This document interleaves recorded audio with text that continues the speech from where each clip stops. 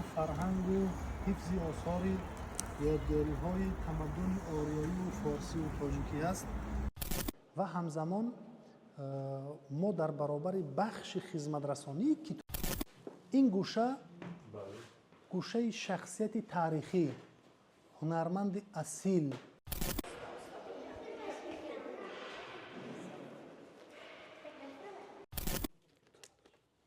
این اینجا میتونید که کدام شال است. کتاب برای مردم آریایی معلوم است که کتابی تاریخی است، کتابی بسیار نباشید. سرفراز باشید. ممنون از محبتتون. خوش آمدید به کتابخانه ملی دستگاه اجرایی پرزیدنت جمهوری تاجیکستان یا اینکه کتابخانه ملی تاجیکستان.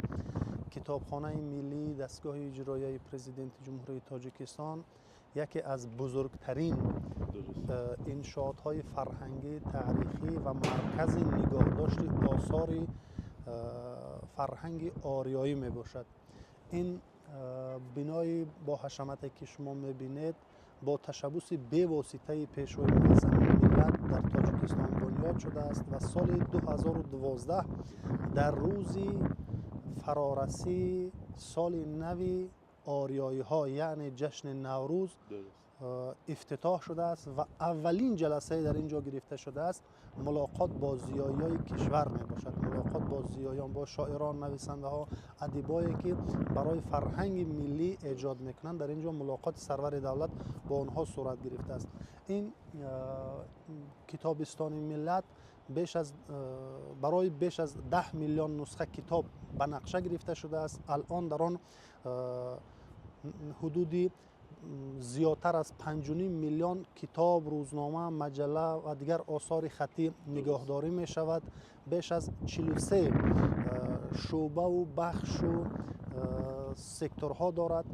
هر کدام آن برای مطالعه مخصوص پیش بینی شده است.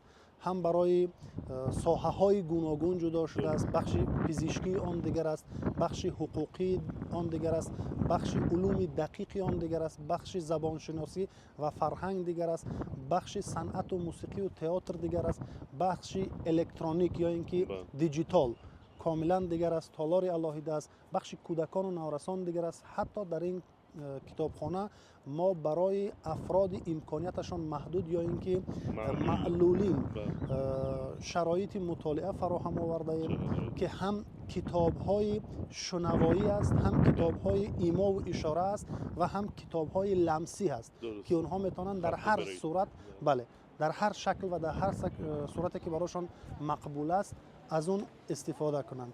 اگر لطف کنید و نگاه کنید در اینجا مجسمه هایی که میبینید از دو برج کتابستان، هر یک مجسمه همچون یک ارکان بزرگی حفظ میراث آریایی، حفظ میراث فارسی تاجیکی نقش آفرین کردن. از بزرگوار رودکی تا سعدی و حافظ و بیدیل و این طرف باشد عزیزان و شاعران معاصر تاجیکستان که هر کدامشان در مرحله های گوناگون تاریخی برای فرهنگ ملی و برای با وجود آمدن یک فضایی که ما و شما توانیم آزادانه در این سرزمین تاجیکی و فارسی صحبت کنیم زحمت کشیدن.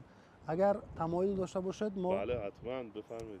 آغاز میکنیم از داخل کتابخانه.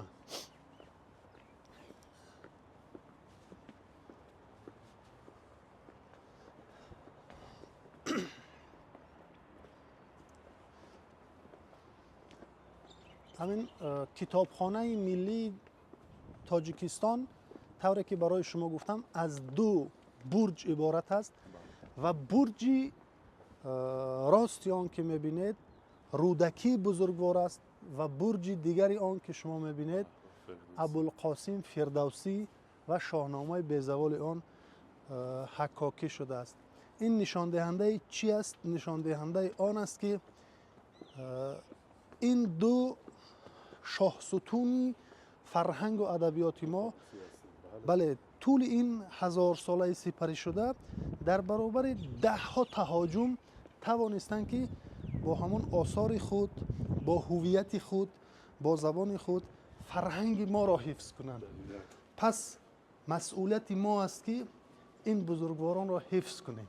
احسن، آفرین باشید.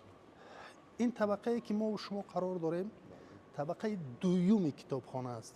طبقه یکم در پایان است، این طبقه دوم است و در اینجا شعبه های مختلف است. از بس که وقت شما تنگ تر است، من کوشش میکنم جایهایی که بسیار مهمتر هستند برای شما معرفی کنم. بفرمایید. طلار قمران سلام طلار خودتون. ما معرفی کتابخانه را به شما از یک مصوره آغاز میکنیم. طوری من میبینم شما با کارهای سنگ و نگاره ها و نگاشته ها سر و کار دارید. اینجا یک مصوره است در روبروی شما که هر مهمانی که وارد کتابخانه می شود حتما از این مصوره بزرگ دیدن میکند. این مصوره از جانب رسام مردمی تاجیکستان، رسام خلقی تاجیکستان استاد سبزعلی شریپوف حکاکی شده است، نگاشته شده است. این مصوره است که در مدت 20 سال از جانب نویسنده رسام بله کار شده است و وقتی که نگاه میکنید از زمان پیدایش نخستین تمدن‌های انسانی که تمدن فارس و تاجیک و آریایی بوده است در اینجا با واسطه رمزها نشان داده شده است و هر برج این نگاه که میکنید یک نقش آریایی، یک نقش فارسی، یک نقش تاجیکی دیده می شود. از همون رمزهای داوودی و رمزهای آریایی آغاز می شوند و همون حکمت‌های بزرگی گذشته های ما و شما که پندار نیک، گفتار نیک، کردار نیک در اونجا حکاکی شدن و این مجسمه با واسطه دایره ها اگر توجه کرده باشید دایره ها با واسطه دایره ها تجسم شده است، حکاکی شده است و هر کدام این دایره یک مرحله یا اینکه یک دوران تاریخی ما و شما را بازگو میکند و تصویر میکند. چگونه که اینجا شما دیده اید یک دایره میانوی اونجا از شاه اسماعیل سامانی که اساسگذار دولت تاجیکان است، رودکی بزرگوار، فردوسی حکیم، سینای بزرگ و هر کدام اینها به هر ارزش به هر شکل توانستند که برای جاویدانه ساختن فرهنگ تاجیکی و تمدن تاجیکی خدمت کنند. شما اگر این برج ها را میبینید در اینجا نماینده های فرهنگ، نماینده های صنعت، نماینده علم، نماینده پزشکی و هر نفری که برای ملت تاجیک خدمت کرده است از دید نقاش بیرون نمانده است. برای همین اینجا یک گوشه است. این گوشه را اگر شما توجه کنید اینجا روند مذاکرات و نفرانی که برای صلح تاجیکان در دوران پس از شوروی خدمت کردند و در مرکز آن پیشوای معظم ملت تاجیکان قرار دارد و اونها توانستند که برای ملت ما خدمت کنند و البته اونها با همدستی، با مشورت، با کار و با مساعدت دوستانی که دلشان برای این سرزمین میسوزد این کار را کرده توانستند و مهمتر از همه اراده قوی خودشان وجود داشت که توانستند ملت را به صلح بیارند. اگر شما این برج را نگاه کنید این یک به واسطه رمزها فرهنگ دهات تاجیکستان، عرف و عادت تاجیکستان به شکل رمز نشان داده شده است. همون بام خانه ها و بام خانه ای که همون در گوشه که آن فراشتروگ یا اینکه پرستو لانه میگذارد و اون داس و بند و اون مشکابی که میبینید اون یک عرف و یک چیز ویژگی های بودن که در هر خانه دهاتی تاجیک دیده میشدن و این رسمی بانویی که میبینید، خانمی که میبینید این رسمی نشان دهنده یا اینکه رمزی مادر هستند، مادری تاجیک. و عرضم حضورتان که این خانم مادری رسام سبزعلی شریپف می باشند و یک عجابتی سرنوشت و زندگی همین است که مادر ایشان هم لال بودن، هم بله گرانگوشت بودن. برای همین نوبسته از اون معلولیتی که داشتن، وقتی که با حسی انسانی یک جوانمردی را برای فرهنگ ملی اهدا کردن، توانستن که هرچند خودشان 50 سال شد شاید که در زندگی نیستن، ولیکن تاثیرشان ماندگار است. و اینجا مجسمه محمود جان واحدوف است. محمود جان واحدوف که 4 ساعت بدون یگان توقف یا وقفه دو بیتی و رباعی های خیام را در صحنه های بزرگی مسکو، دوشنبه و کشورهای سابق اتحاد شوروی زمزمه می نمود. طرز مطالعهش، طرز رساندنش صحنوی.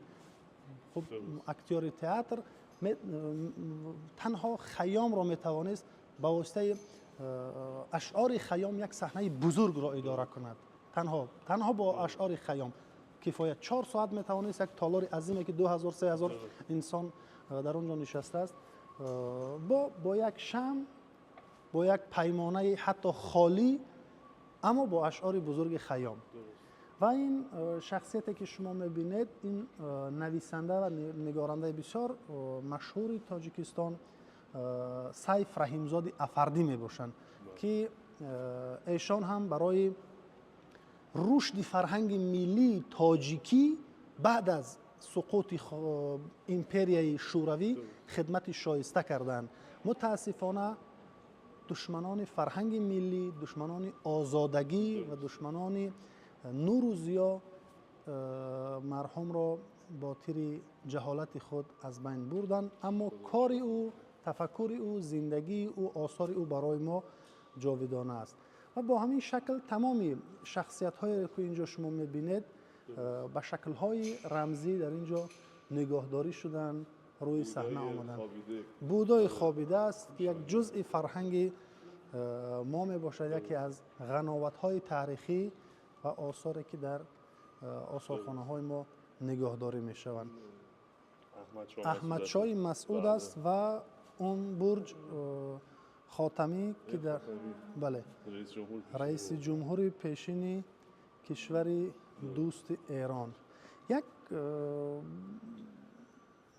سوال های زیاد می شوند وقتی که همین تصویرات را می بینن. میگن که چرا اینجا پاریس، رسم پاریس است، چرا رسم واشنگتن است و دیگر رسم هایی که مصر است دیگر و دیگر در اینجا تجسم شدن، حالا که اینا با فرهنگ فارسی تاجیکی ارتباط ندارن. اما اینجا رمز دیگر هم وجود دارد که در هر مرحله تاریخی این کشورها با فرهنگ تاجیکی و فارسی و آریایی ارتباط داشتن و امروز هم باشد، همچون جمهوری تاجیکستان همچون دولتی دموکراتی حقوق بنیاد مستقل و یگانه با تمام جهان از روی سیاست پیشوای معظم ملت که سیاست درهای باز است ارتباط دارد. این از بس که در مدت 20 سال حکاکی شده است. البته من برای شما 20 سال اینجا صحبت کردنی نیستم، اما امکان دارد که صحبت زیاد کرده اینجا. حتی شیر و خورشید صفوی خیلی نکات خاصی بله هستن. بله شده بوسای کلمکره و بسیار عالی است، بسیار عالی است. بفرمایید. این آشیانه تالارهای بزرگ دارد.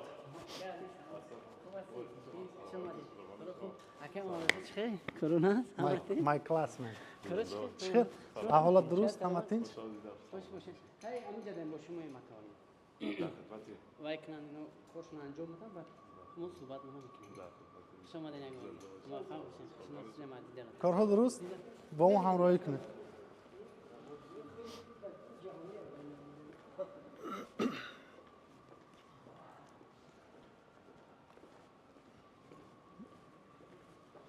این تالار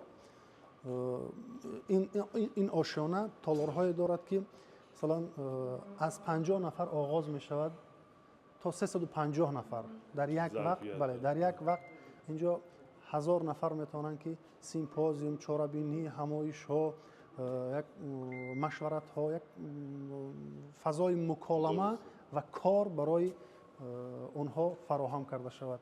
350 نفر، 250 نفر، 150 نفر، 100 نفر، 70 نفر، از 50 نفر، از 20 نفر حتی آغاز میشد تا 350 نفر. یعنی که امکانیت است. این تالاری که ما و شما می‌داریم آثارخانه کتاب نام دارد. آثارخانه کتاب فراگیر کتاب‌های دستخط و بخش از کتاب‌های چاپ سنگی است که همچون زیباترین و ارزشمندترین کتاب‌ها برای نه تنها کتابخانه ملی تاجیکستان بلکه برای کل تاجیکستان و نفرانی که خود را پایبند این فرهنگ و تمدن می‌دانند محسوب می‌شود. بفرمایید با چشم خود ببینید.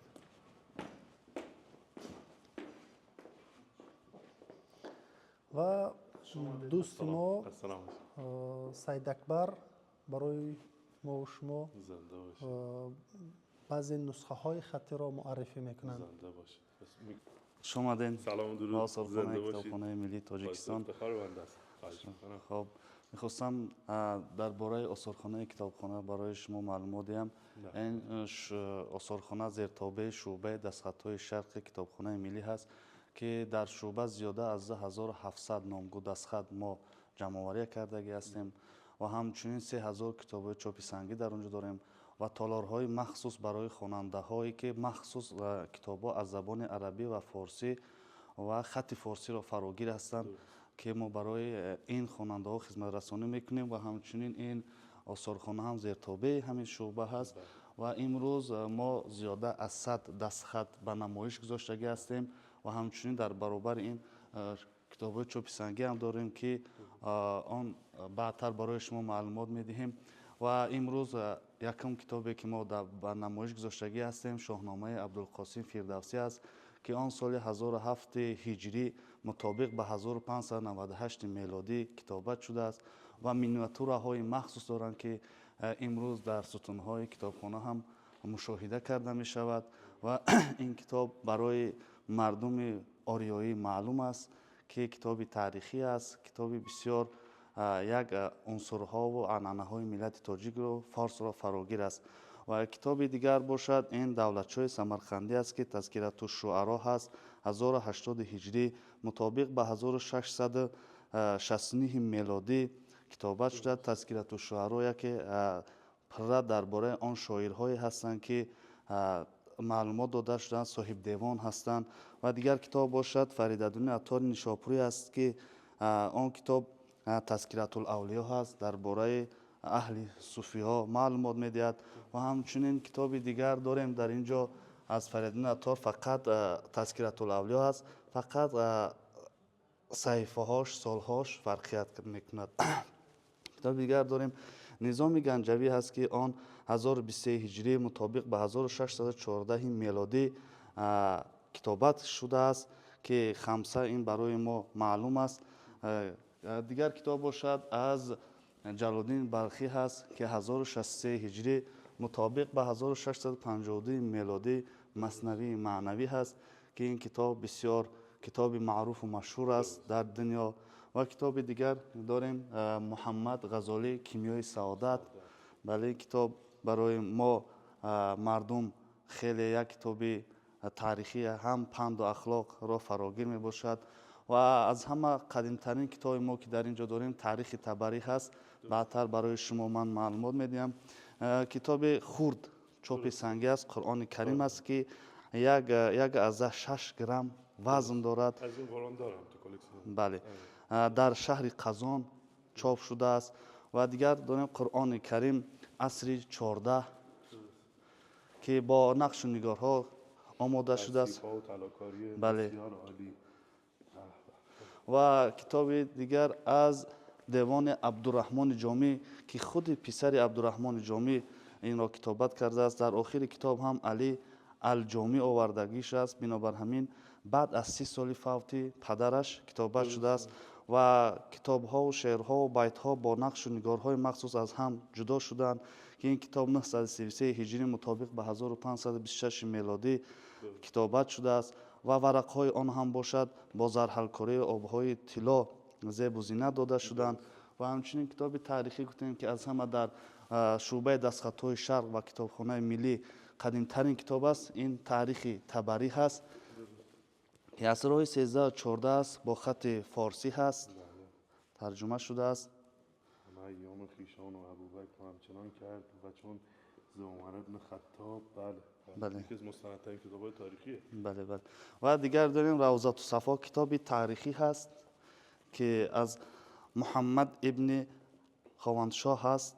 کتابی بسیار تاریخی است، بسیار یک زمینه ها و دوره های خیلی خوب را مطرح کرده است. و دیگر علیشیر نوایی است، کلیات است که با زبان ازبکی است و همچنین میدانیم که علیشیر نوایی سردفتر ادبیات کلاسیک ازبک هم اعتراف شده است و امروز هم مردم ازبک آن را خوب میشناسند. با زبان ازبکی بسیار کتاب های خویش را هم ایجاد کرده است. شاگردی عبدالرحمن جامی است، دست پرور عبدالرحمن جامی است و با تأکید و تلقین و راهنمایی عبدالرحمن جامی به زبان ازبکی ایجاد را آغاز کرده است. این زمان فیلم شبانوار گرفته استودن شاگرد استاد عبدالرحمن جامی جامی و نوایی. ما اینجا یک باغ هم داریم، باغ جامی و نوایی. در اونجا نشان داده شده است که چگونه علیشیر نوایی تحت تأثیر کلام عبدالرحمن جامی برای به وجود آوردن یک ادبیات جدید، یک ادبیات نوین در فرهنگ جهانی خدمت کرده است. یعنی که عبدالرحمن جامی نه تنها برای فرهنگ فارسی خدمت کرده است، بلکه برای فرهنگ بشری نیز توانسته است خدمت کند که هم نسل جوان را تربیت کرده است، کسب آموزانده است، شعر آموزانده است و هم تلقین نموده است که خود که برآمده این ملیت و این خلقیت هستی برای ملت خودت ادبیات بیافر. تا علیشیر نوایی، میر علیشیر نوایی، برادران ازبکی ما ادبیات قوی و بزرگ نداشتند و با تلقین عبدالرحمن جامی میر علیشیر نوایی به ایجاد آثار با زبان ازبکی آغاز نموده است. و کتاب دیگر داریم که نسخه خطی آن از نصرالدین طوسی هست، همدسه هست که آن 912 هجری مطابق به 1506 میلادی که در اینجا 62 نوع نقشه های گئومتری در این کتاب موجود است، با زبان عربی نوشته شده است. و کتاب های دیگر داریم در اینجا از سعدی شیرازی، گلستان، بستان، کلیات از سعدی شیرازی است که در اینجا عصر 15 کتابت شده است. این کتاب با ورق‌های مخصوص گرد اطراف متن‌ها ترمیم شده هستند و کتاب پره هست.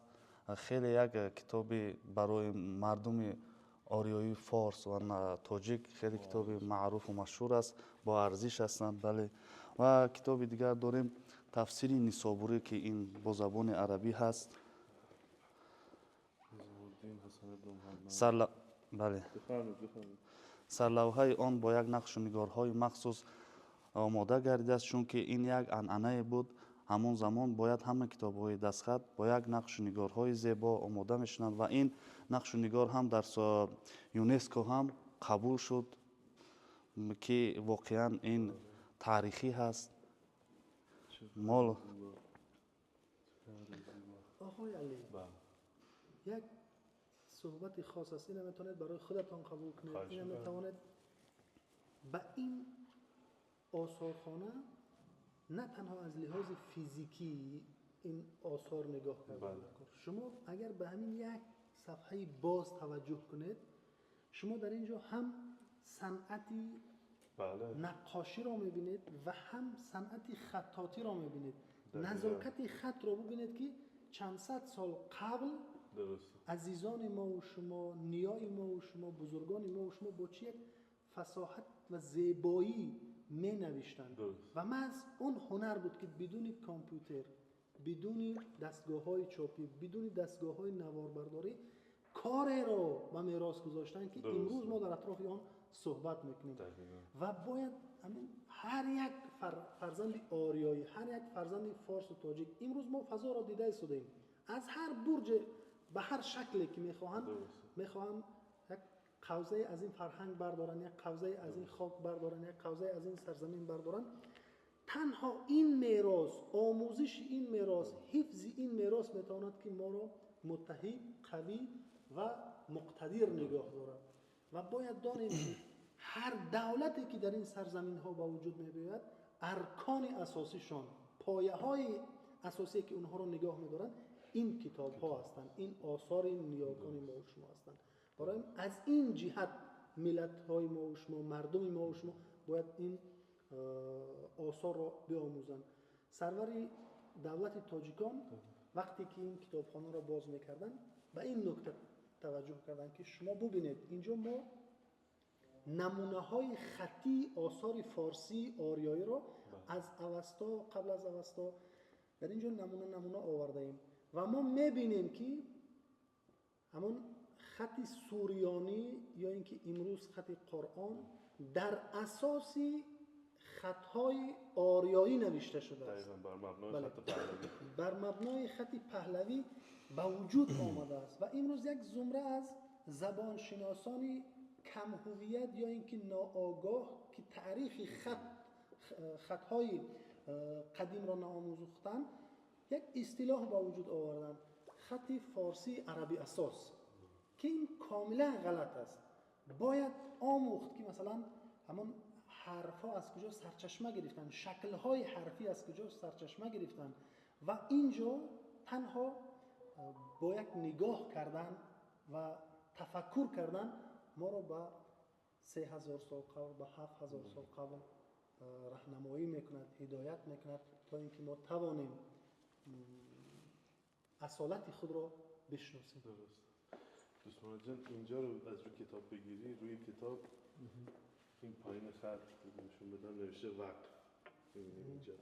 اینجا روی بسم الله وقف. این وقف. این رو صاحب کتاب می نوشته که خرید و فروش نشه کتاب. که این کتاب به هیچ وجه خرید و فروش نشه، به عنوان وقف حالا هدیه می‌کرده به جا شما بزرگوارید من درس پس میداد. کتاب در گذشته خیلی ارزشمند بود، مثل الان نبوده که مثلا اگه کسی شاهنامه می‌خواست می‌دیدی در یک ولایت شاید یک نسخه از شاهنامه بود، اونم در خزانه پادشاه بود. اگه کسی می‌خواست مطالعه کنه باید خیلی عزیز یا اهل علم و فرهنگی بود که یک روز در اختیارش بذارن در همون خزانه بتونه مطالعه کنه. این اهمیت کتاب و حفظ کردن همچین نسخه هایی بعد از این همه سال واقعا با ارزشه. کاملا درست است. اگر تعریف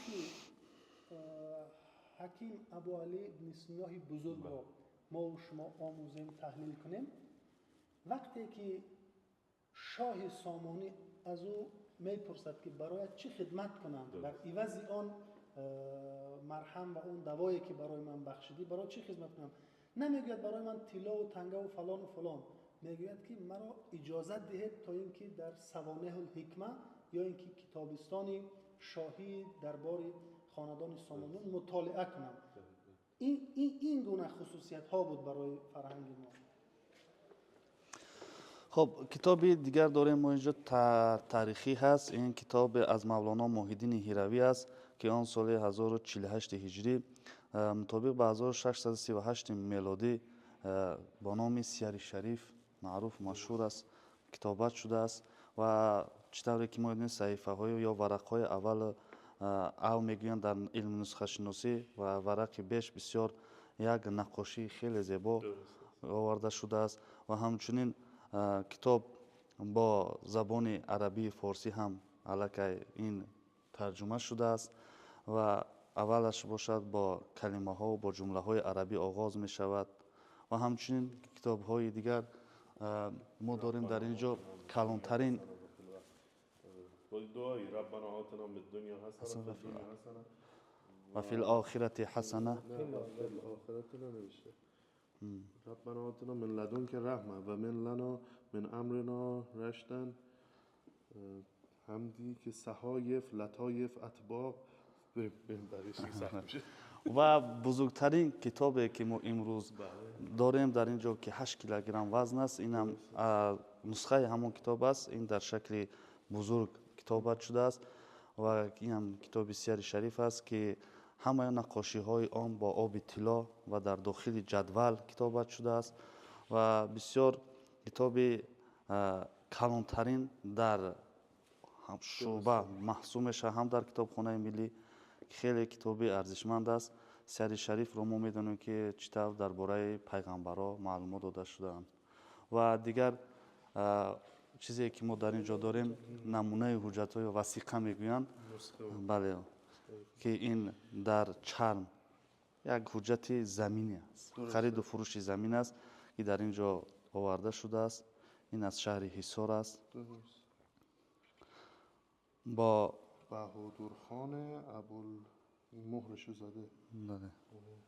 مهر شاهد ها هم زیرش میزدن. بله. مهر خریدار، مهر فروشنده و مهر شاهد ها. این چنین یک اداره نتریالی که حقوقا رسما تصدیق میکرد در اینجا سال 1800 است میداده.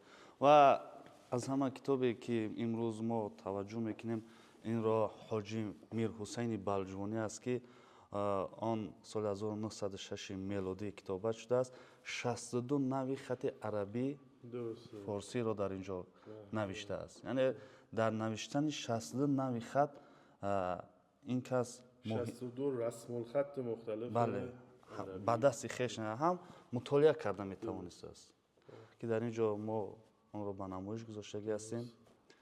و دیگر کتابی که ما در اینجا داریم از نمونه های خط استاد عینی که استاد عینی سردفتر ادبیات معاصر تاجیک محسوب میشد. قهرمان تاجیک است، نویسنده است، شاعر است و امروز ما نمونه خط آن را که در اینجا آوردیم. این کتاب از استاد عینی هست. تاریخ انقلاب فکری در بخارا هست که استاد همه کتاب‌های خویش را با همین خط نوشتن و این کپی هست، نسخه‌اش هست. ما نسخه استاد را شاید در استادخانه استاد عینی باشد، ما پیدا کرده نسخه برداری کرده به نمایش گذاشته هستیم. و همچنین از اول آغاز می شود ما نمونه های خط را که در اینجا به نمایش گذاشته هستیم از خط میخی. درسته. از اول خط میخی است که این در دوره هخامنشیان ها، سلاله هخامنشیان ها استفاده می شد. کروش کبیر مقصد این خط را استفاده می بردن و امروز در حمدشاه ایران هم این خط در کوه بیستون تخت جمشید، بله، که آن از 1000 سطر و 5 ستون آن که 492 مصرع آن به خط فارسی میخی وابستگی دارد. در آنجا هست که همه کارنامه‌های دارو اصلا در آنجا کوه بیستون کتابت شده است و خط پرسیشین میگن و خط اوستایی و خط نوع دیگری عربی نستعلیق، خط سعودی، خط کوفی و دیگر انواع‌های خط عربی در اینجا ما به نمایش گذاشته هستیم. این خط دوست از این میگید خط اوستایی که هست، الان جمله که دوست عزیز بزرگوار اونا فرمودن خیلی فکر می‌کنن خطی که الان در ایران نوشته میشه خط عربیه. خط فارسی اصیل این بوده. عربی که خطش موقع کوفی بوده اومده با این ترکیب شده این خط نو و این خط رو کاملا ببینید سه شبیه به سه که الان ما تو فارسی می‌نویسیم سین یا صاد دقیقاً عین همونه. یعنی این که فرهنگ عرب اومده در دل فرهنگ فارسی، نه که ما در دل اون رفته باشیم. شما اگر اینجا توجه کنید حرف سین را می‌بینید، حرف لام را می‌بینید، حرف ر را می‌بینید، حرف دال را می‌بینید، حرف عین را می‌بینید و همزمان اگر خطی قبل از اوستایی پارسیان یا پارتی قدیم را اگر ببینید در اینجا هم همون لام الیف، همون ر، همون امزه، همونها هر کدامی نشان داده شده است. این خط نیست که امروز ما اگر این آفریده باشیم و این بافته باشیم، این از دل تاریخ برون آمده است. هر کس که بحث دارد رفته در کوی بستون 600 متر بلند باید ببینه. یعنی که اینجا تاریخ با انسان صحبت میکند، سرچشمه ها با انسان صحبت میکنند، نه عطازاده محمد اقبال یا سید اکبر یا آقای علی. تاریخ است، هر کدام این نگاره ها تاریخ هستند که تاریخ گواه است. بله، با زبان تاریخ برای ما شهادت میدهند که فرهنگ آریایی و فارسی چگونه. خیلی ها فکر میکنن که آره فرهنگ فارسی آریایی توسط عرب از بین رفته، ولی جالبه بدونید حتی توی قرآن کلماتی از کلمات فارسی استفاده شده، بسیاری از کلمات فارسی حتی در اون قرآن استفاده شده و در حال این خط نوشتاری خط فارسی اصیله که باعث افتخار عرب هم استفاده میکنن. و همچنین ما در اون طرف 17 نسخه که در اینجا میبینیم این رو در روز گشوده شوی کتابخانه ملی که با لوحه زیبا هم در اینجا نوشتگی مونده هدیه های نوروزی پرزیدنت جمهوری تاجیکستان امام علی رحمان به کتابخانه ملی است که هم دستخط است و هم چاپ سنگی که ما در گوشه مخصوص استخوان‌ها اینها رو به نمایش گذاشته هستیم. و همچنین ما استخوان‌های دوران استقلال داریم که در دیگر جا هست، میتوانید از آنها هم بازدید به عمل آورید.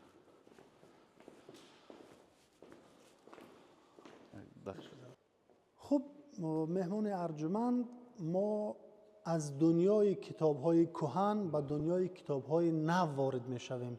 این تالاری که ما و شما می‌بینیم و وارد شدیم تالار کتاب‌های معاصر تاجیکستان است. این تالار کتاب‌های معاصر از 3 بخش عبارت است.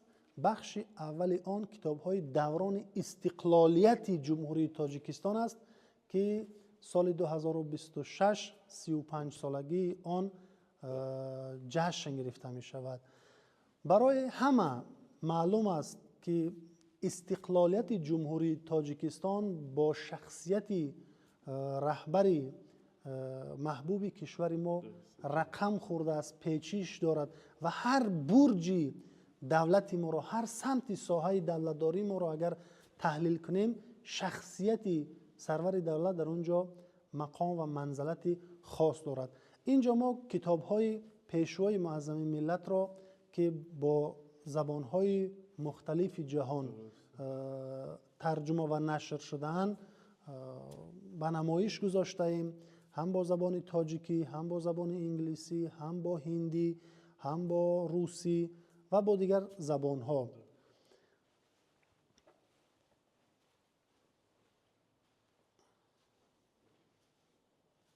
سیاست خارجی ما در اینجا کتاب شده است، سیاست داخلی ما کتاب شده است، سیاست فرهنگی ما کتاب شده است. خب روابط فرهنگی با کشورهای خارج، روابط اقتصادی با کشورهای خارج، انکشاف فرهنگ، انکشاف اقتصادیات، با وجود آمدن معاملات پولی ملی. شما خوب میدانید وقتی که زمان شوروی بود تاجیکستان پول ملی خود را نداشت، ما با روبل مناسبت میکردیم و استعمار بود، مستقل نبود. بله، میخواهم تأکید کنم که تاجیکستان 70 سال نه تنها مثلا 70 سال تاجیکستان تحت استعمار فیزیکی بود، ولیکن در هیچ مورد تمدن فارسی فراموش نشد و فراموش هم شدن نمیتونست. من یک قصه بسیار خورده برای شما میگویم، همین برای احیا کردن، برای جشن گرفتن جشن آریایی سنتی ما و شما نوروز مخالفت ها وجود داشته است، منع بود است، اجازت نمیدادن، اما شخصیت های ما چنین کارگزاری کردن و گفتن که این جشن هیچ ارتباط با ادیان ندارد، این جشن کار است، جشن مهنت است، جشن مردم زحمت پیشه است، جشن شکوفایی است و شکوفه ها است و از همین طریق یعنی که همین ملت در هیچ مورد استثمار را قبول نکرده است، در هیچ مورد، و توانسته است از دل به دل، از زبان به زبان، از ذهن به ذهن همون میراث خود را برای امروزیان به میراث گذارد. در اینجا کتاب ها در سمت اقتصاد، کتاب ها در سمت سودا، کتاب ها در سمت مالیه، در بخش بانکداری، در بخش صنعت ساختمان، راهسازی و دیگر دستاوردهایی که ما در زمان استقلالیت دولتی ما داشتیم در این کتاب ها تجسم شده است. شما خوب میدانید که تاجیکستان همچون کشوری تشبثکار و حل مسئله ها در سیاست بین المللی عاید به آب است و چندین قطعنامه ها دایر به آب، حفظ آب، همکاری ها در ساحه آب، 10 ساله عمل در راه آبی تازه، همچنین حفظ پریخ ها از جانب تاجیکستان پیشنهاد شده است و سازمان ملل متحد اونها را قبول کرده است و این گوشه متعلق به آب است که سرچشمه ها اینجا آورده شدند. آب زندگی است. شما خط کریلی را اگر که بدانید تا حدودی یاد گرفتم. بله. آب زندگی است. آب معجزه طبیعت. آبنامه، ما کتاب داریم آبنامه، ذخیره های آب تاجیکستان، آب منبع حیات و دیگر کتاب هایی که زندگی انسان است که دیگر به آب و آب مایه حیات. بله. بفرمایید.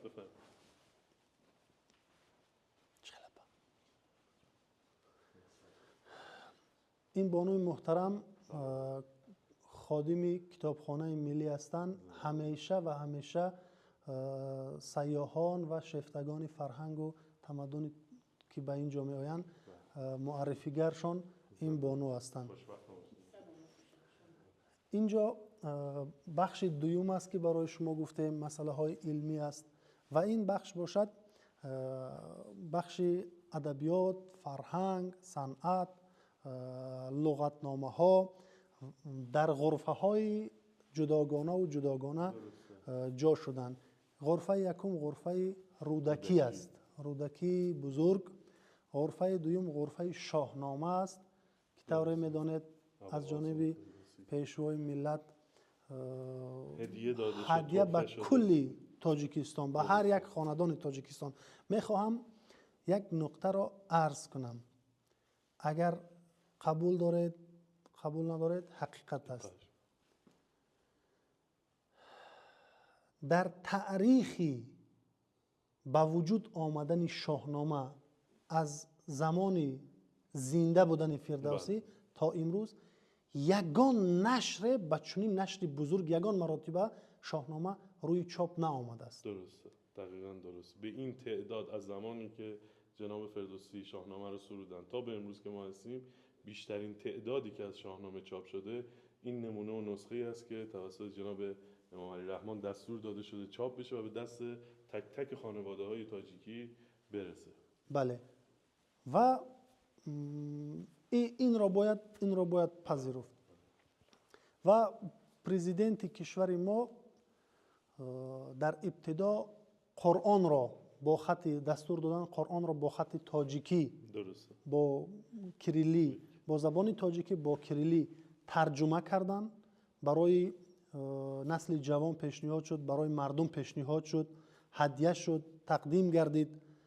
دوم کتاب تاجیکان را با تاجیکان باباجان غفوروف را ترجمه کردن، نشر کردن و رایگان هدیه کردن به هر یک خاندان. سوم شاهنامه فردوسی است. برای چی؟ برای آنکه نسل جوان خدای خودش را، دین خودش را از زبان اجنبیان نشناسد، از زبان بیگانه ها نشناسد، از پشت آینه تلفن های موبیل که ما نمیدانیم ترغیبگری کدام ارزش هستند نشناسد. کتاب در نزدت با زبان تاجیکی، با زبان تکلم مادری خودت بگیر، بخوان، تحلیل کن و راه مشخص خودت را انتخاب نما. این غرفه حکیم ابو علی ابن سینا است. این مولانا جلال الدین بلخی که پایه‌گذار فرهنگ مکالمه بین انسان ها است و گذشته ما و شما. دیگر اینجا سعدی است و حافظ است و کمال است و ناصر خسرو است و گلستان سعدی، سیدای نصفی و این بخش هم که باشد بخش شاهنامه است، نسخه های گوناگون شاهنامه به زوال فردوسی، مثنوی معنوی.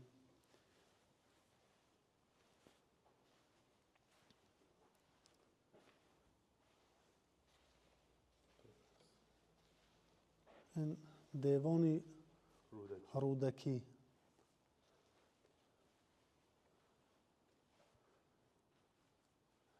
اینجا دانشنامه ها هستند، دانشنامه های منطقه های گوناگون تاجیکستان. دانشنامه کولاب است، دانشنامه فرخار است، کتاب کنگورت است، زرافشان است، تاریخ درواز است، یاوان است، خوجند است، اسفره است و منطقه های علاهیده تاجیکستان. این کتاب رو یک توضیح می‌فرمایید از زبان شما؟ گورگولیو. بله، این اصلا کتاب تاریخی است و آن رسمی که اونجا نشان داده شده است رسمی گورگولی است و درباره ارکیتکتور یا اینکه صنعتی کار، صنعتی کارآفری، صنعتی ساخت و ساز، صنعتی بنقشه‌گیری معلومات می‌دهد. اینجا صورت به نمونه ساختن مجسمه استفاده شده است. در رابطه با تاریخچه خود گورگولی نیست پس. بله. اگر شما گورگولی در نظر داشته باشید، یک کتاب علاهیده داریم از جانب مردم شناس و فرهنگ شناس بسیار هم گرامی ما، جانبک اسراریان تألیف شده است که تمام نزاکت تاریخی، تمدنی، زبانی و اصالت اصلی اون که در واقع همین واقعه، همین حالت رخ داده است یا نداده است، این را هم از لحاظ منطق، هم از لحاظ علم، هم از لحاظ سرچشمه ها تحلیل کرده است که حتما برای شما معرفی میکنیم. باز همون قهرماناش عوض و خب این چنبولی مستان. بله، دوشنبه است، حصار است، دیگر منطقه ها تجسم شدند. و اگر که ما و شما طوری که صحبت کرده بودیم، این ترجمه قرآن کریم است، در چند شکل تفسیری قرآن است، شرح است دایر به مسئله های قرآن. و این بخش فرهنگ زبان تاجیکی است، فرهنگ زبان تاجیکی، فرهنگ تفسیری زبان تاجیکی، خب فرهنگ مکمل زبان تاجیکی، خب دانشنامه کودکان و نورسان، دانشنامه ملی تاجیک یا اینکه انسیکلوپدیای ملی تاجیک و دیگر نمونه هایی که دایر به تاریخ و فرهنگ زبان تاجیکی معرفی شدند. اینجا غرفه ادبیات معاصری تاجیک است که از همین استاد میرزا ترسونزاده و استاد صدرالدین عینی و باقر رحیمزاده و فضلالدین محمدی و گلنظر و شاعران امروزی ما، نظر یزدان و دیگر شاعران، فرزانه خوجندی و آذرخش و همگی در اینجا به نمایش گذاشته شدند. یک گوشه داریم در اینجا، گوشه تاریخی است با نام کتاب خاطره. با نام کتاب خاطره این کتاب های در اینجا نمایش گذاشته شدند که اشتراک فرزندان تاجیکستان در جنگ دوم جهان است. در جنگ دوم جهان سال 1941 و 45 از تاجیکستان که کم بیشتر از 3.5 میلیون اهالی داشته است در همون وقت سال 1941 و 45 بیش از 300,000 نفر 20% اهالی تاجیکستان و اکثرا جوانان میبرند به جنگ. شما تصور کنید. و در این جا در عقیبگاه کی میماند؟ زن، پیرزن، کودک و اونها نیز از صبح تا شام در صحرا برای کار، برای به وجود آوردن غله، دان، پشم، روغن و همه آن تحت یک شعار: همه برای فرانت، همه برای جنگ، همه برای غلبه، به میدان جنگ روان کرده می شد. امروز در سیاست های تاریخ سازی دروغین بعضی از گروه ها می خواهند همین زحمت تاجیک ها را، زحمت فرزندان تاجیکستان را که برای سرکوب کردن ملتگرایی یا اینکه شاوینیزم، فاشیسم کار کرده بودند، زحمت کشیده بودند، جان خود را داده بودند، خون داده بودند، میخوان که نادیده بگیرن.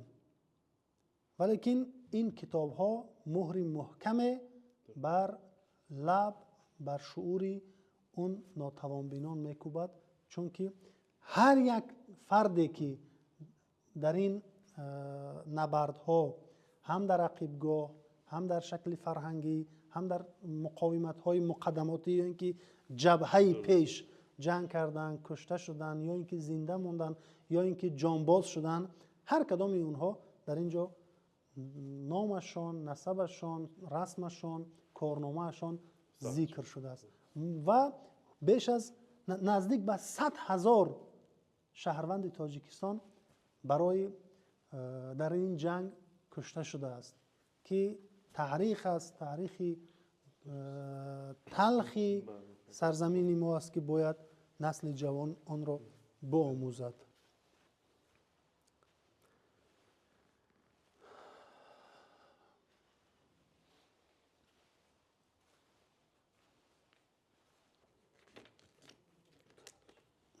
این اینجا میتونید که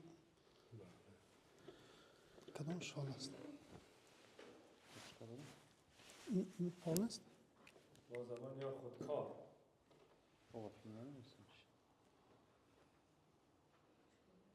ها؟ کدامش بنویسم؟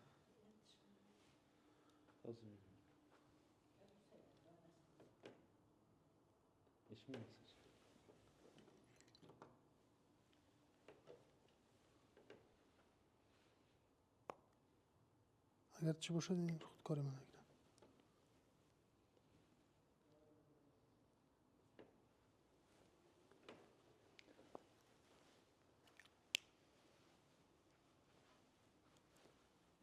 چه خیلی پا؟ همه ساده؟ امروز شما را کمتر استراحت دادیم.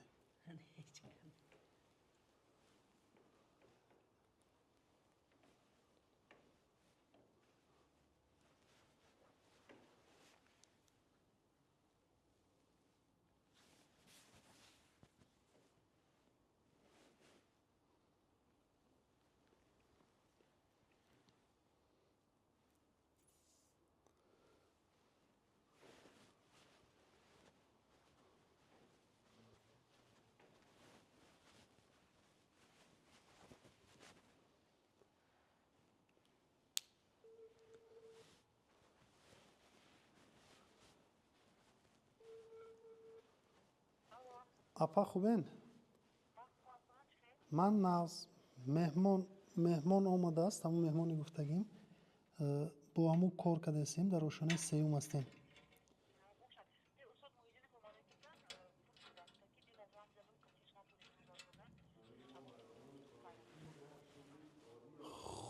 خوب من چی میکنم؟ خوب من جنبست کردم میبیام پخنستان. خب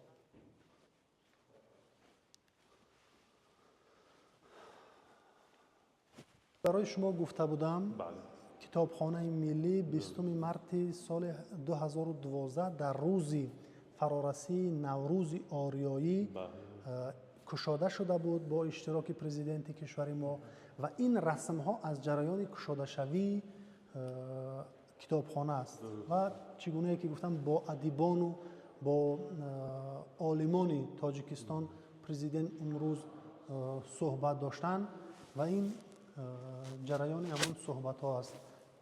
من پرزیدنت سابق اکادمی علم های تاجیکستان، اکادمیک طلبک نظرف، اکادمیک کرامت الله علیموف، نویسنده خلقی تاجیکستان کرامت الله میرزا مرحوم، دیگر اینها این زمان در قید حیات نیستن بیچاره.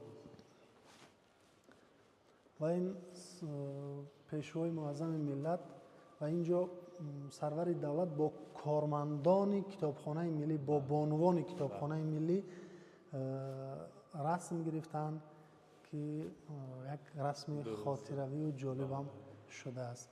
این لحظه افتتاح کتابخانه است که در نقش هنرمندان تاجیک، در نقش رودکی، فردوسی، استاد قربان صابر. بله بله بله بله بله.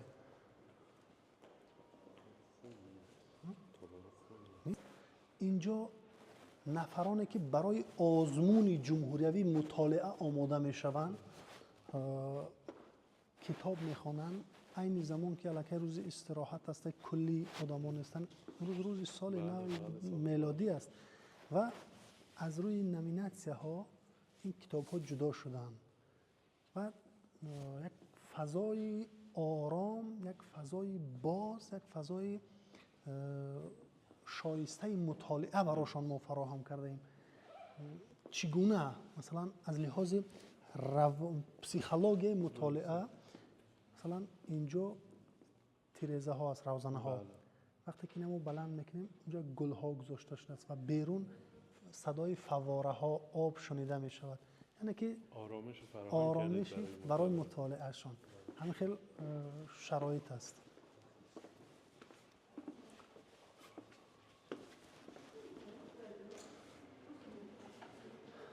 و اینجا وقتی که این امکاناتی که در اختیار خب مردم این شهر از دانشجو گرفته تا فرق میکنه مرد و زن و پیر و جوان گذاشتید، هزینهش چقدر برای ماهیانه است، سالیانه است، به چه صورت باید گرفته بشه، پرداخت بشه؟ تشکر زیاد. این سوال است که بعد از اونی که مهمانان کتابخانه ملی این امکانات رو میبینن، همگی میخوان این سوالا بپرسن از ما. به دقت شما میرسانم که هر چیزی که اینجا دیده میشود استفاده برای آن کاملا رایگان است، کاملا مجانی، کاملا مجانی. تنها یک کارت عضویت در کتابخانه ملی میگیرند که اون همگی 10 سامانی است، اونم برای خدمت رسانی که در همون جا الکترونیک چاپ میکنن، تنها برای همون از 10 سامان. این چیز حدود $1 است و از طریق همون یک کارت 3 سال رایگان در اینجا میتونن که مطالعه کنن. در تمام آشیانه ها، در تمام تالارها، حتی ما در اینجا تالار الکترونیک داریم که پیوست است با اینترنت بلند سرعت و اون 3 سال در خدمت رایگان، کاملا رایگان. هر چیزی که اینجا هست، هر چیزی که دیده می شود، هر چیزی که مطالعه کرده می شود رایگان است، مجانی، از جانب سرور دولت برای مردم شرایط فراهم کرده است. و حتی نفرانی که زیاد مطالعه میکنن، ما آزمون داریم، آزمون فروغ صبح دانایی. اون نفرانی که در آزمون اشتراک میکنن برای اونها ما مبلغ میتیم، جایزه از نام پرزیدنت کشور جایزه براشان تقدیم کرده می شود و جایزه از همه اصلی اون میگن شاه جایزه 140,000 سامانی است، چیز نزدیک به $15,000 امریکایی. و آقای علی، شما میدونید هدف اصلی همین چی است؟ هدف اصلی این است که در این تلاطم‌های اطلاعاتی، در این برخوردهای فرهنگی، در این روندهای جهانی شوی یا اینکه گلوبالیزاسیا، تهاجم فرهنگی، غصب فرهنگی، غصب شعور، نسل جوان از اصالت تاریخی خودشان، از اصالت فرهنگی خودشان، از شناخت سرزمین پهنای فارسی آریایی خودشان دور نرفتند، بیگانه نشوند و هر کجا که هستند میتوانند در این آزمون اشتراک کنند. حتی از خارج کشور هم میتوانند در این آزمون اشتراک کنند. بله، چون که طوری که قبلا شما اشاره کردید و گفتید بعضی از دوستا تاجیکستان را نمیشناختند، نفران تاجیکستان را نمیشناسند که اونا تاریخ خودشان را نمیشناسند. وقتی که انسان از خودش بیگانه می شود، شعور او دیگر در اختیار خودش نیست، اصالت خودش را نمیشناسد. برای چی نمیشناسد؟ برای آنکه انسانی که از اصالت فرهنگی خودش، از هویت ملی خودش دور می شود، آن حدودی را می بیند که چشمش قدرت بینایی دارد، شعور از دستش می رود. برای همین شعور باید زنده باشد، هویت باید زنده باشد. وقتی که ما هویت 1400 ساله را نگاه میکنیم، ما فراموش باید نکنیم که قبل از 1400 سال باز 5000 سال دیگر، 4500 سال دیگر، 3500 سال دیگر، مرحله به مرحله به شکل زنده تاریخ در اختیار ما است.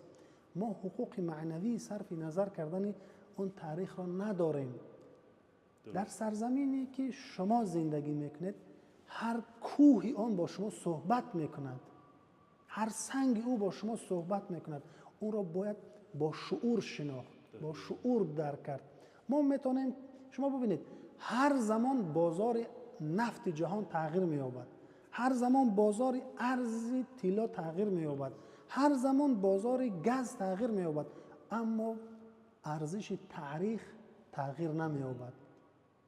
ارزش تاریخ بله تغییر نمییابد.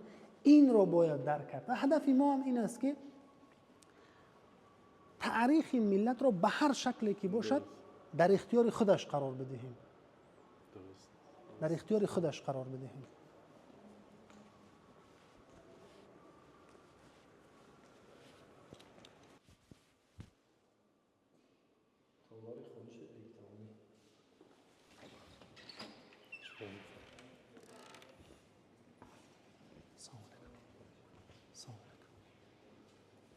این تالاری که طوری که برای شما گفتم به شکل رایگان است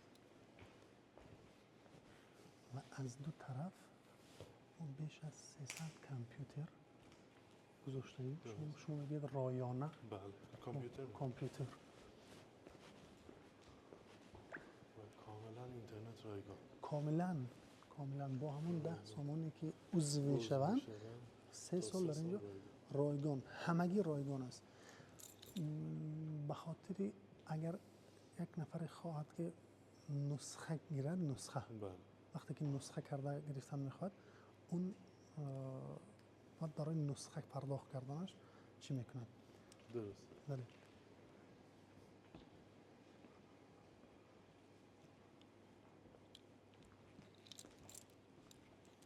چخیل شما؟ احوالتون هست؟ کاراتون درست؟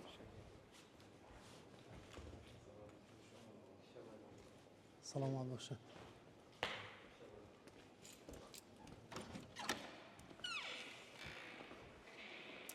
این نوارها وقتی همون صحبت اونجا منو باید گرفت. این تالاری که میبینید تنها برای مطالعه دانشجو و محققانی که در سمت پزشکی مطالعه میکنن، براشان تحقیقات ها میبرن، براشان فضای آرام و علاهیده سازماندهی شده است.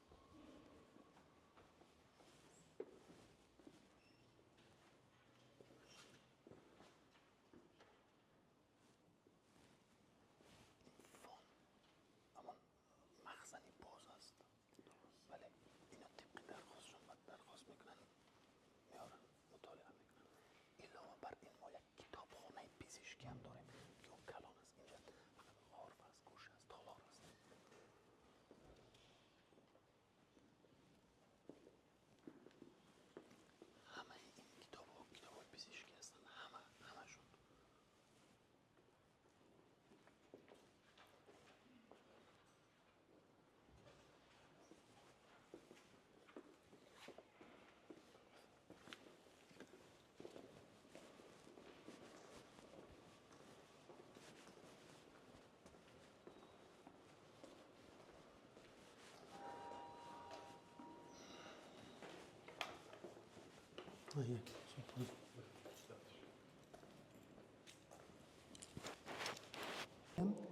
این بخش تنها برای کودکان خردسال، برای خواننده های مکتبی خدمت میرساند. در اینجا برای اونها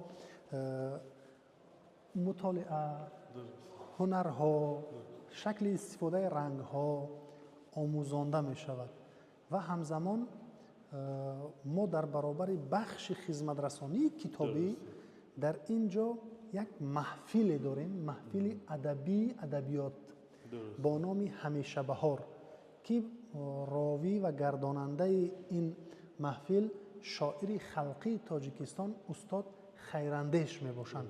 حتما برای شما معرفیشان میکنیم. این رسم هایی که میبینید،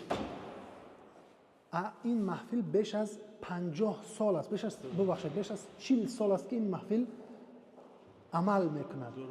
بیش از برقرار است، بیش از 40 سال. و این رسم هایی که میبینید همگی عضو اتفاق نویسنده های تاجیکستان شدند. عضو اتفاق نویسنده های تاجیکستان شدند. همه اینها شاعران صاحب دیوان هستند و هر کدامشان 10 کتاب، 14 کتاب، 15 کتاب، 20 کتاب به نشر رساندند و در خدمت مردم قرار دادند. و این رسم هایی که میبینید اعضای نورس و جوانی کتاب که همین محفل هستند که اونها برای آموزش شعر و محفل می آیند. استاد بیرون برو آمدگیان. خب استاد خیراندیش میشین. ولی استاد یک دقیقه کرسی را درست کن.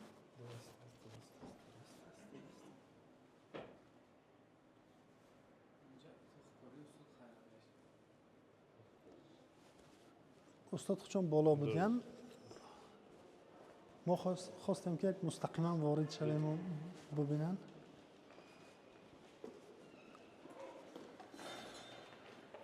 السلام. این کودک ها استفاده برنده های خرد کتابخانه ملی هستند. السلام.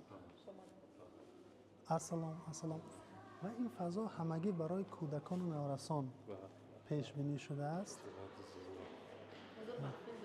حاضر محفل ما دیرتر در آمدیم. همه این کتاب ها برای کودکان پیش بینی شده است. همه این کتاب ها در اینجا اونها رسم میکشن، در درس رسمشون ما به نمایش میگذاریم و برایشان روحیه میبخشیم تا اینکه باز به کتابخانه آمدن گیرن. ما این را میگوییم ارچه سالینوی، شما میگویید کاج. بله. این ارچه سالینوی است که برای کودکان لازم است، برای و همه کتاب هایی که اینجا است برای کودکان پیش بینی شده است. سلام علیکم. و اینجا محفل و برنامه تلویزیونی ثبت می شود. در صحبت ادیب، خواننده بهترین ماه و از طریق تلویزیون کودکان نورسان ثبت می شود و پخش می گردد برای کلی کودکان جمهوری تاجیکستان. و همه این کتاب هایی که در اینجا نگاهداری می شوند کتاب ها برای کودکان پیش بینی شدند.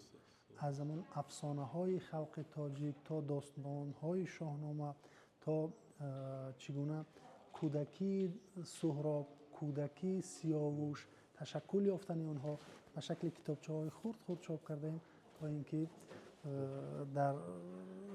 برای کودکان جالب باشد. این کارمندا همیشه برای اونها کار میکنند.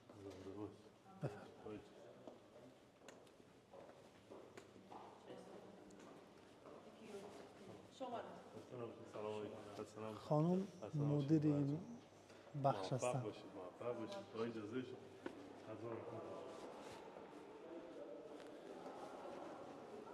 امروز روز سال نو است. مردم همه در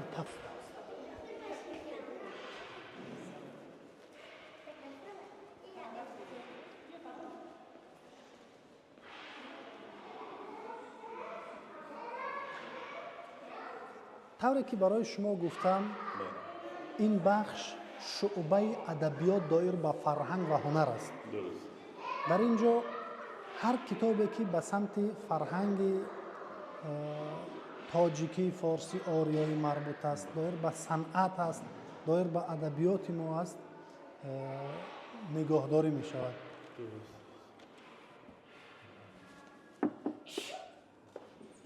سلام. و اینجا شما وقتی که وارد می شوید یک فضای کاملا فرهنگی و کاملا صنعت برای خواننده ها مهیا کرده می شود، مهیا شدگی است. اینجا دیسک ها، پلاستین ها سابق، ثبت های ویدیوی اودیویی، محفل های ادبی، اسباب های موسیقی، اگر ببینید دایره و رباب و دوتار و نی و چنگ و همه این ویژگی های فرهنگ تاجیکی، صنعت تاجیک در اینجا نگاهداری کرده می شود. و اون صورت هایی که می بینید کمپوزیتورها هستند، یعنی که موسیقی سازهای شوروی و تاجیکستان که هر کدامشان توانستند با یک شکل و با یک اسلوب و با یک صنعت خاص خودشان برای فرهنگ ملی ما خدمت کرده باشند. اینجا یک فورتپیانو است. درسته. برای پیانینو. بسیاری ها گمان میکنند که این یک پیانینه معمولی است. این پیانینه معمولی نیست. این پیانینه تاریخی است. این مال قهرمان تاجیکستان نصرت الله مخصوم است که برای فرزندش خریداری میکند از معاش خودش. و نصرت الله مخصوم یکی از نخستین راهبران تاجیکستان، جمهوری تاجیکستان شوروی در زمان برقرار شدن حاکمیت شوروی است و اون راهبر دولت تاجیکان اون وقت تمامی امر و دستور و کارگزاری دولتیش با زبان تاجیکی میکند و این تاجیکی گرایی و این فارسی گرایی و این آریا طبعی برای حکام زمان پسند نمی آید و این فرزانه تاجیک را با تهمت به قتل میرسانند و تمام اموال او، فرزندان او در بدر میشوند و این پیانینه مال نصرت الله مخصوم است که کتابخانه ملی بعد از 70 سال، بعد از 80 سال اون پیدا کرده همچون ارزشمندترین دستگاه موسیقی به کتابخانه ملی آورده است و باور داریم ما و این ما حفظ میکنیم برای 100 ساله های آینده و فورتپیانو در شکل کامل کاری قرار دارد. نکن.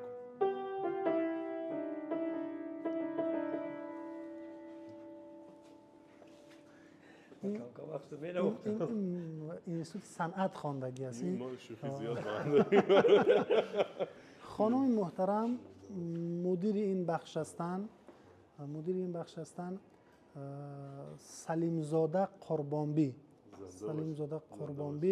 بسیار بانوی فعال هستند و دختراشان هم که اینجا کار میکنن همگی کارمندان بسیار فعال هستند.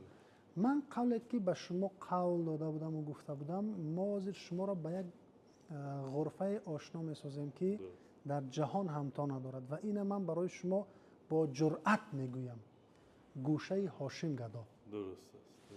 برویم.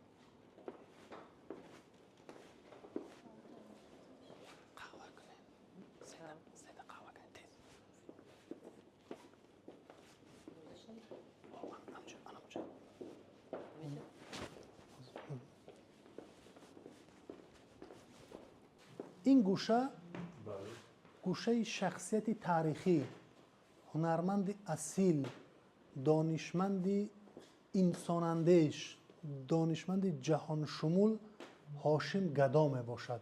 درسته. هاشم گدا فرزند تاجیکستان است، فرزند ایران است، فرزند فارس است. بله. چون که روح او روح انسانی است، روح او روح آریایی است. هاشم گدا چند ویژگی دارد. نخستین او را همچون هنرمندی کینا و تئاتر میشناسند و در هنر کینا و تئاتر نبوغ هنری دارد. در تمام کشورهای آسیای مرکزی همچون قهرمان اساسی در فیلم های اشتراک کرده است. بیش از 1000 فیلم و صحنه های تئاتری بازدیده است و اشتراک کرده است. نقش سهراب در شاهنامه فردوسی را در فیلم رستم و سهراب هاشم گدا بازدیده است.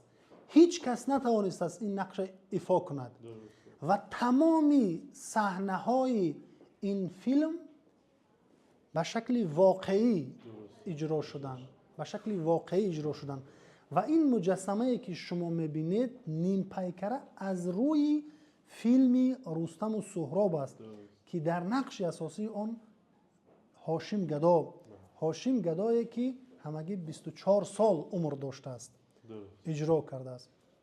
اگر شما به این تصویرها نظر افکنید، در نقش سینا، در نقش رودکی، در نقش خیام، در نقش یک دهقان، در نقش یک شاه، در نقش یک عارف، در نقش یک حاکم، در نقش یک برزگر، کشاورز، در نقش یک جنگاور و تقریبا تمام نقش هایی که برای یک انسان، برای فضای یک انسان مهم هستند ایفا کرده است، نقش آفرین کرده است. شما در ادبیات جهان بسیار خوب خوانده اید. شاه ادیب، شاه ادیب و اینجا در نقش شاه ادیب در تئاتر لاهوتی نقش آفرین کرده است و این نقش بیش از 100 مرتبه در صحنه های گوناگون به نمایش گذاشته شدگی است. بیش از 100 مرتبه در صحنه های گوناگون خارجی به نمایش گذاشته شدگی است و در تئاتر بزرگ مسکو وقتی که این نمایش میگذارند دیگر جای پیدا نمیشه در تالار، مردم راست ایستاده صحنه رو تماشا میکنند و هر نقشی که هاشم گدا آفریده است تا با وجود آمدن نقش دیگرش مردم او را نه به همچون هاشم گدا بلکه با نام همون قهرمان صدا میکردند. وقتی که فیلم رستم و سهراب را بازی کرده است او را سهراب، وقتی که ادیب بازی کرده است او را در کوچه ها میدن میگفتن ادیب. این گونه هنرمند است، این گونه هنرمند است و در برابر این گونه هنر والا و نبوغی صنعت او ادیب است، او نگارنده است، او صاحب تفکر است و این کتاب هایی که میبینید همه مال تألیف خودشان است و میخوام تأکید کنم که در تاریخ تمدن انسانی هاشم گدا از زمره آن شخصیت های آریاتبار است که 1000 جلد کتاب او روی نشر آمده است. 1000 جلد کتاب که همگی افکار او هستند، اندیشه ها دایر به هنر او هستند، اندیشه ها دایر به صنعت او هستند، دایر به شخصیت او هستند. همه اینها در 1000 جلد کتاب روی نشر آمدند که امروز در خدمت خوانندگان قرار دارند. به خاطر آنه که خواننده امروز خیلی ذکی است و دائما میتواند که در تکاپو باشد، دائما میتواند در جستجو باشد، اینجا نسخه ها و دستخط های خود استاد حفظ شده ایستادن. این یک بخش کوچکی اون است. اون هر یک کتابی او چند اینگونه بسته است و این دست حسن خطی خودشان است. استاد رنگی من می‌نویسم. شما هم آینده مثل استاد بزرگ شوید خدا. استاد آخران درس مرا داده دانشجوهاشون ما بودیم. من استاد قید حیات دارم. درست. خدا حفظ شد.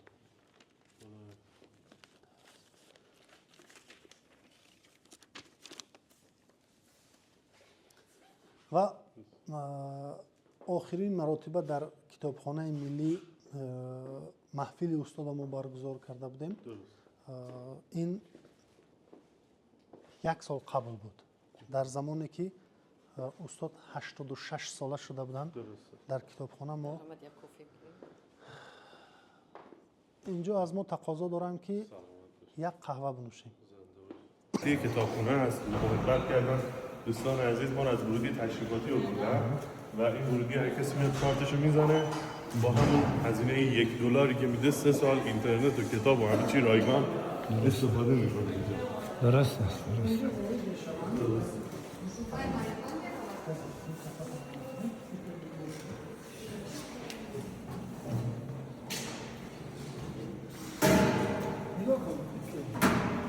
بیا اولی مرامت این کارت عضویت کتابخانه ملی است. در این تمام مشخصات یک انسان جا کرده می شود. اینجا رسمشان، اینجا سراغه هاشان، رقم های تلفنشان، معلوماتشان، در کجا کار میکنند. یعنی که یک انسان که به مثل یک شناسنامه وقتی که اولین مراتب از اون طرف میزنه و اونجا شما میبینید اونجا انسان از صورت میگیرن، شناسنامه‌ش هم میگیرن، مشخصاتش هم میگیرن. این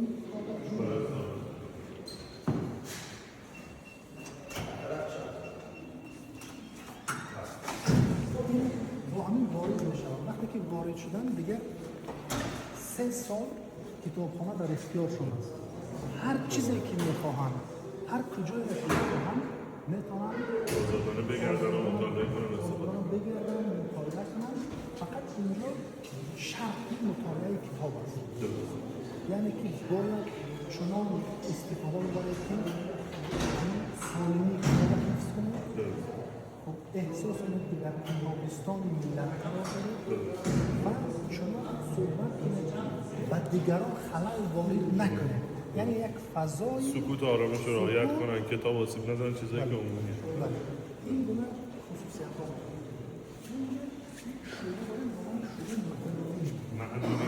ما معلومی نمیگیم. شعبه خدمت رسانی مخصوص یا اینکه میگیم ادبیات برای افرادی که امکانات جسمانیشان محدود. درست.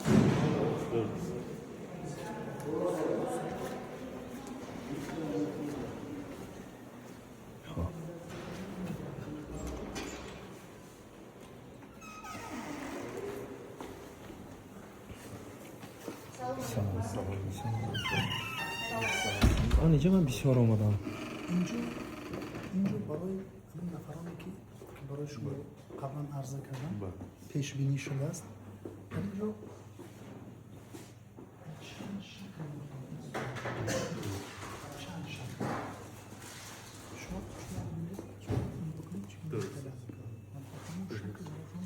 پیش بینی شده است. ما اینجا یک گوشه داریم، گوشه کتاب ایمان اشاره. نفری که شنوایی دارد اما بینایی ندارد. شنوایی دارد. از طریق این بلندگویی ها کتاب صوتی گوش میکنه. اونجا نفری نشیند و یا اینکه شنوایی ندارند اما بینایی دارند. از طریق کتاب های ایما و اشاره بله مطالعه میکنند. اونجا برایشان فیلم ها پیش بینی شده است. نفرانی که هم شنوایی دارند. شما چقدر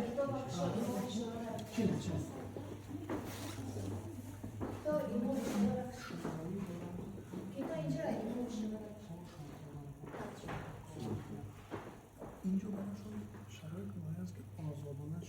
کارهای علمیشون نکنن، کارهای شخصیشون نکنن.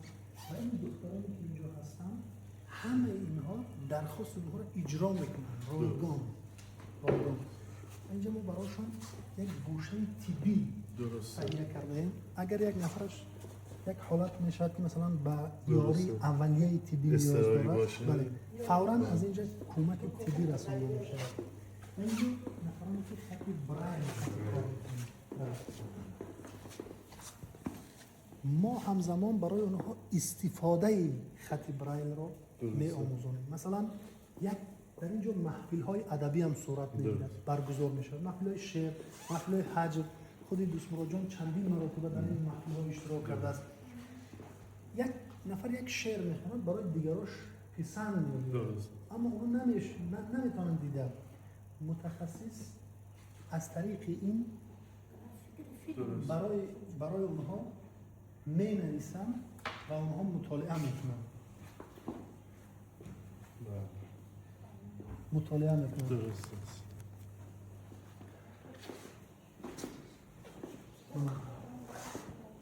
خصوصی استاد چیز مکتب کهنه استاد صدرالدین عینی طبیعت شناسی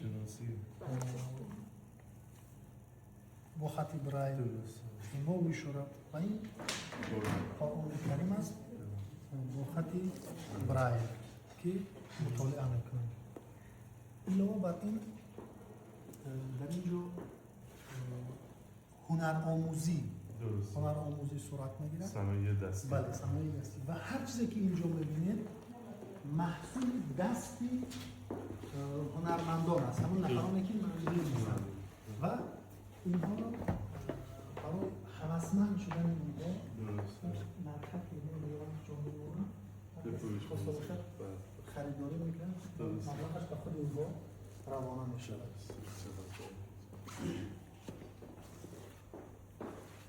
این کنیم ما از سال نو تصمیم داریم در اینجا 2 کورس زبان انگلیسی و زبان آلمانی افتتاح کنیم برای همون معلولین و کاملا رایگان. تنها استادانی که به اینجا جلب میشن برای تدریس اونها رو از هر حساب و از هر امکانیت کوشش میکنیم که هوسمندشان کنیم، سرپرستیشان کنیم، توانند که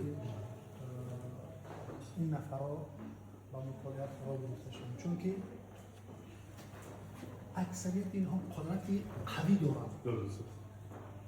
ما اینجا یک شاعر داریم با نام صدرالدین حسن‌زاد، مؤلفی 7 کتاب است و خیلی شعرهای عزیز و قوی دارد. متاسفانه سرنوشت برای او تنها مغز داده است، جسم نداده است. جسم زمین دست‌ها کار نمیکنن، پای‌ها کار نمیکنن. قبلا دست‌ها کار میکردن، حاضر دیگه دست‌ها هم کار نمیکنن، ولیکن مغز تازه است. بسیار شعرهای زیبا میگوید و تمام شعرهایی که میگوید وقتهای آخر او خودش میگوید با چشم پوشیده و مادرش می‌نویسد.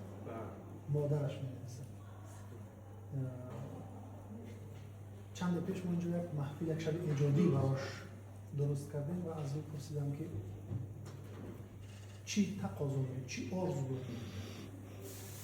گفت 2 آرزو دارم.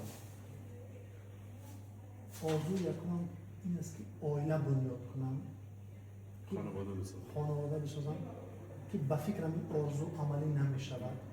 آرزوی دویم من است که مادرم سلامت باشد که منم تواند نگاه کنم، خوار نشم، زار نشم. ممنون از همه شما. از این طرف